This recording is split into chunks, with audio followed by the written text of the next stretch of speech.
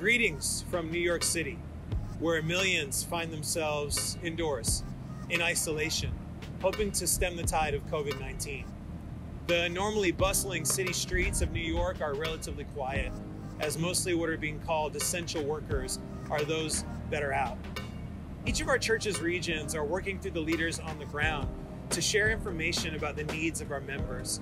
Hope Worldwide projects are being coordinated, partnerships with food banks and other charities are being rekindled, because New Yorkers are resilient, so we are working together in crisis to fight this thing.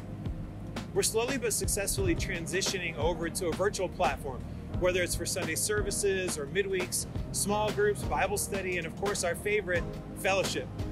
Our congregational leadership team has assigned a situational media task force that has been busy posting content and training the staff to minister through media. So just this past Sunday, we had over 15,000 people reached with our virtual church service. In it, we had worship music with sing-along lyrics.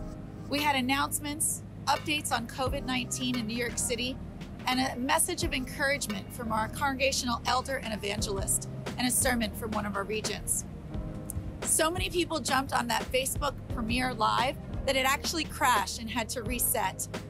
Luckily, we had a YouTube channel simultaneously casting the message, so people were able to jump on. The live chat feature was so encouraging, as so many disciples were able to chime in and connect with one another. As expected, our brothers and sisters around New York are coming up with new and creative ways to connect virtually. They've had virtual double dates, e-encouragement cards, Netflix virtual parties, producing personal worship music playlists, online group games, group chats, WhatsApp, GroupMe, everything. You name it, they're doing it. Some are even purchasing digital gift cards to be able to provide for those who have lost jobs and are in need right now. Setting up virtual care rotations for people that are also homebound and are unable to get things outside. One of our dear sisters here in Manhattan, who works in the fashion industry, is now a part of a host of top shelf designers who are devoting their time making medical masks to help the cause. We're all finding our way to do our part. I'm also happy to report that people are continuing to study the Bible to know Jesus, whether it's on Zoom or Skype, FaceTime, GoToMeeting. In fact, one gentleman in Manhattan is doing the Bible study about the cross on Google Hangouts as we speak. Now, like Philip with the Ethiopian eunuch, our baptisms may not be well attended in person, but they are happening. We want to welcome Rachel and Robert to God's kingdom, both baptized during the outbreak. And also congrats to Katie, who was baptized on Friday, and Amanda, who was baptized just this past Saturday.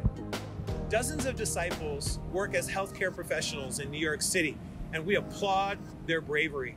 But they're also directly serving the sick, so we're asking for prayers for their protection. Also, several members have lost jobs, and businesses that are owned by disciples have had to shut their doors. Please pray for them. A handful of church members have also been infected and are getting treatment.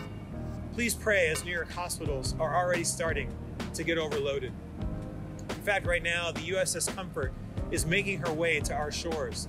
And just a few blocks from where we stand right now, the Jacob Javits Convention Center is being retrofitted to handle all the new incoming patients. As our biblical ancestors faced trials of many kinds, famine, disease, earthquake, war, like them, we here in New York are deciding to lean into these challenging times, knowing that God is our ever-present help in times of trouble. While we might shrink back from a hug or a handshake during this time, we will never shrink back from our faith.